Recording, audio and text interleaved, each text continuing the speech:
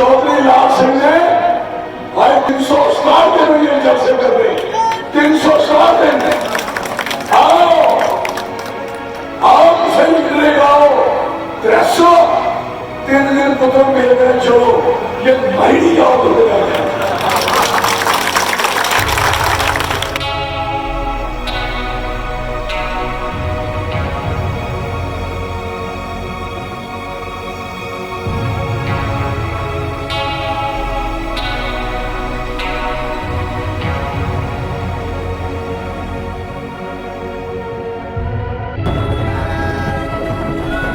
सारी लड़ाई बहुत लंबी है, बहुत लंबी लड़ाई है। ये कोई लड़ाई इतना मुकने वाली नहीं है, ये उद्घाटन हो गया लड़ाई का शुरुआत है।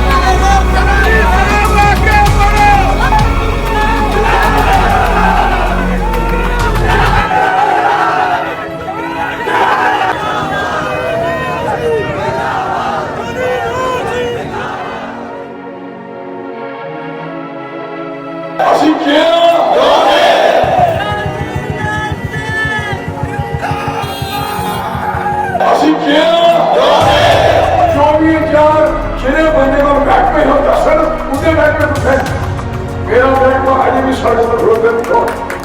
पूरी सड़क पर खुल रहा है, पूरी सड़क पर खुल रहा है। दादा की प्रदेश करने आए, ये भी दस